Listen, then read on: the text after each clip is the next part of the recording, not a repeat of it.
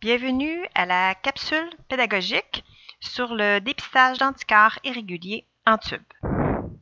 Donc, dans ce laboratoire, vous allez encore faire des suspensions globulaires avec une concentration finale de 3 à 5 à l'aide du lave-cellule.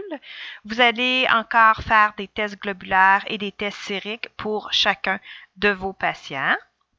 Vous allez devoir aussi faire le groupage RH et on va maintenir la même technique, c'est-à-dire que vous allez commencer par votre groupage RH pour chacun de vos patients.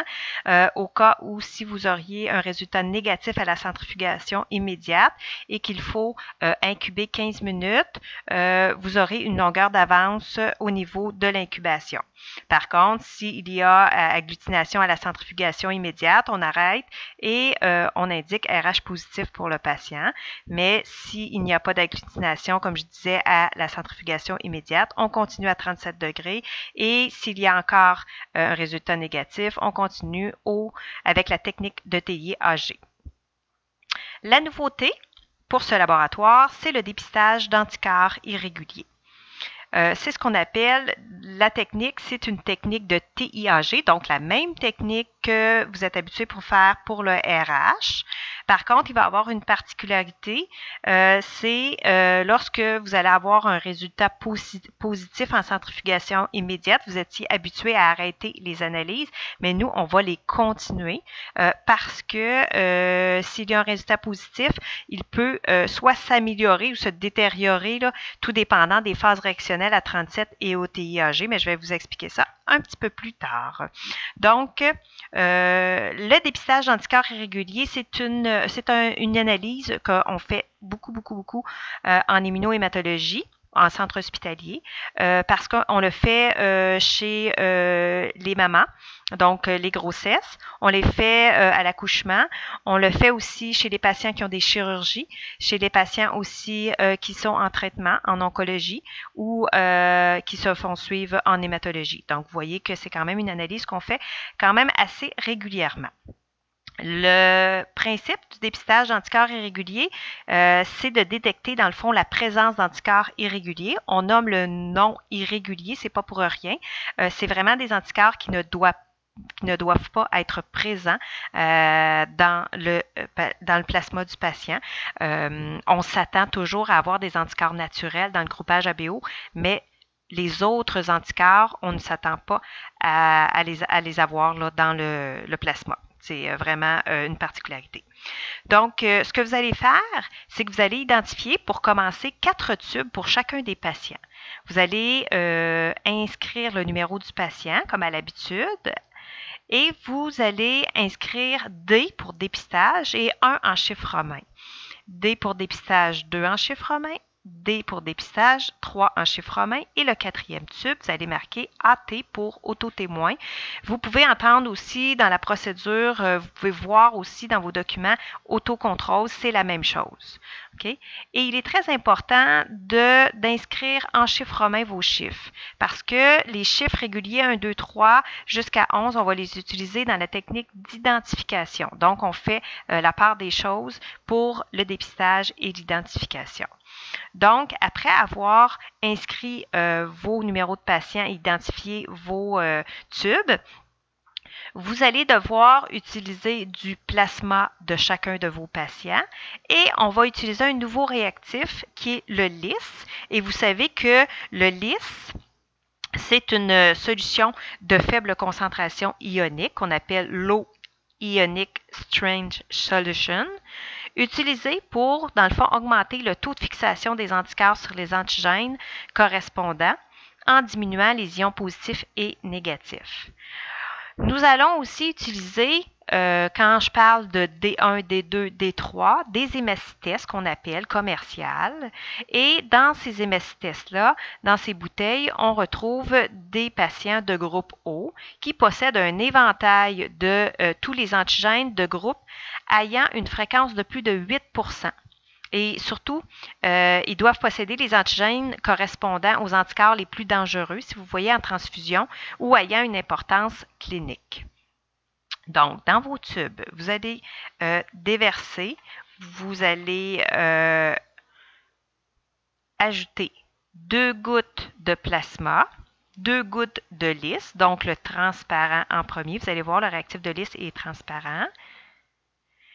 Dans chacun de vos tubes, donc 2 gouttes de plasma, 2 gouttes de lisse, 2 gouttes de plasma, 2 gouttes de lisse. Et vous allez à la fin déverser la bouteille numéro 1 de dépistage, une goutte de dépistage numéro 2 et une goutte de dépistage numéro 3. Et ici, vous allez mettre les globules rouges de votre patient 3 à 5 %. Donc, vous allez centrifuger le tout et faire une première lecture immédiate. Vous allez lire vos résultats, vous allez indiquer vos forces de réaction, 1+ à 4+, pour chacun de vos patients.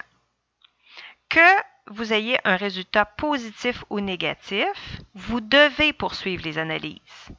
Okay? Parce que ce n'est pas parce qu'il est positif à centrifugation immédiate, on veut voir si à 37, la force de réaction va augmenter ou elle va diminuer. Ça va nous indiquer si on s'en va vers un IgG ou un IgM pour notre anticorps irrégulier. Donc, on va continuer. Donc, vous allez incuber tous vos patients à 37 degrés. Dans le bain-marie, après le 15 minutes, vous allez centrifuger et relire vos résultats. Encore là, vous allez inscrire vos forces de réaction et s'il y a résultat positif ou négatif, vous continuez encore vers les analyses de technique de TIAG. Donc, vous lavez vos globules rouges. Après le lavage, vous insérez 2 gouttes d'antiglobuline. Avec vos globules rouges lavés, vous centrifugez et vous faites une lecture macroscopique. Si le résultat est positif, on arrête les analyses. Si le résultat est négatif, on continue. On va voir microscopiquement. Si le résultat est positif au microscope, on arrête nos analyses. Et s'il est négatif, il faut poursuivre les analyses avec les cellules de Coombs comme vous êtes habitué à faire avec le RH. Donc, vous ajoutez des cellules de Coombs à vos globules rouges lavés plus l'antiglobuline. S'il y a agglutination, le résultat est valable. Donc, le résultat confirme qu'il est négatif. Donc, dans ce cas-là, on aurait une absence une absence d'anticorps irréguliers. Et s'il n'y a pas d'agglutination, là, l'analyse est non adéquate. Il faut reprendre. Pour ce qui est de l'autotémoin, il suit toujours. Vous faites vraiment les mêmes étapes que les D1, D2 et D3.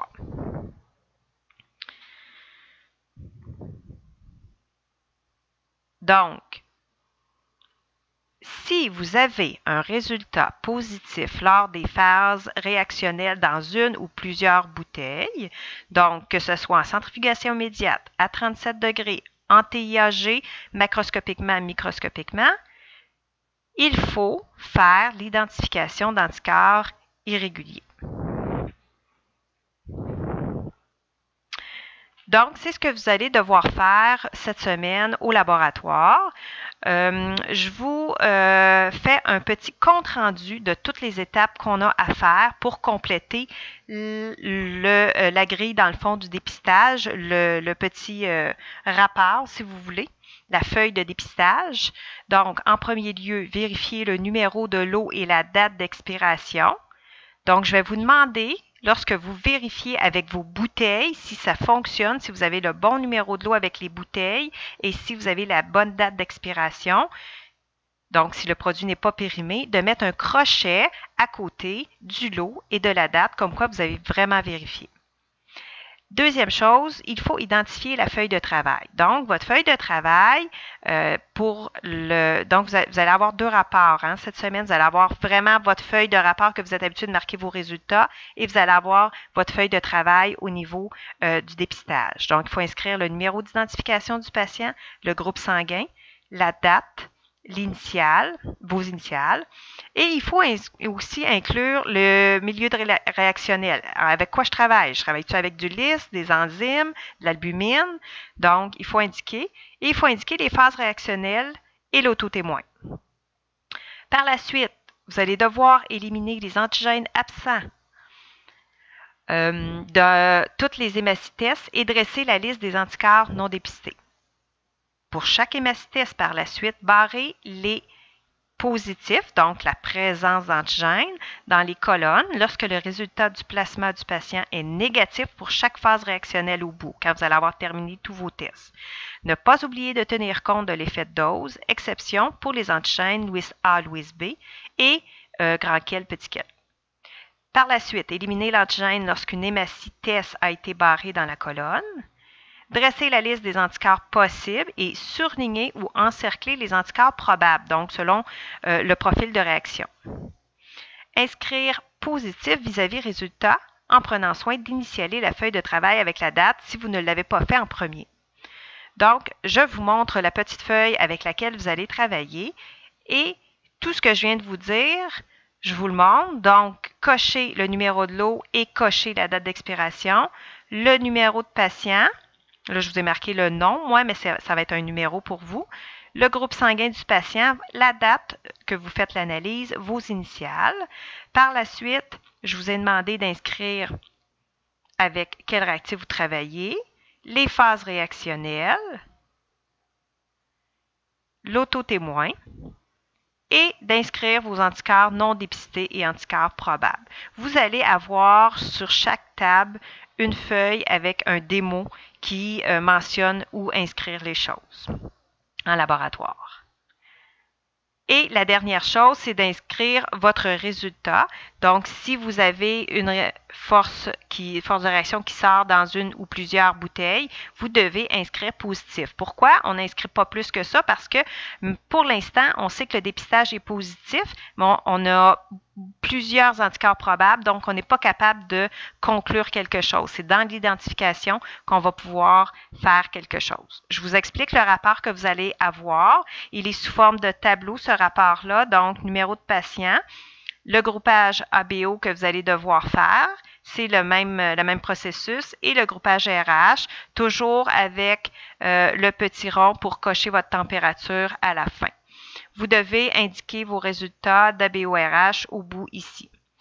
À l'endos de votre rapport, vous allez avoir le tableau de dépistage d'anticorps irréguliers. Donc, la première colonne, vous devez réinscrire vos numéros de patient.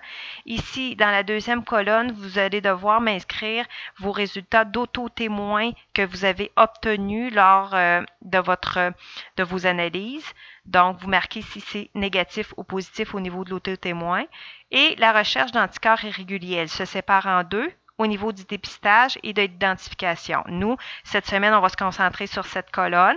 La semaine suivante, on va aller faire l'identification si vous avez un résultat positif.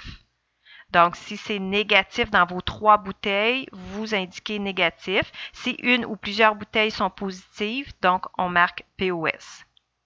Puis par la suite, je vous ai inclus phénotypage des hématies du patient. Ça, c'est la semaine prochaine. On va travailler avec le phénotypage et on va travailler en plus avec la compatibilité.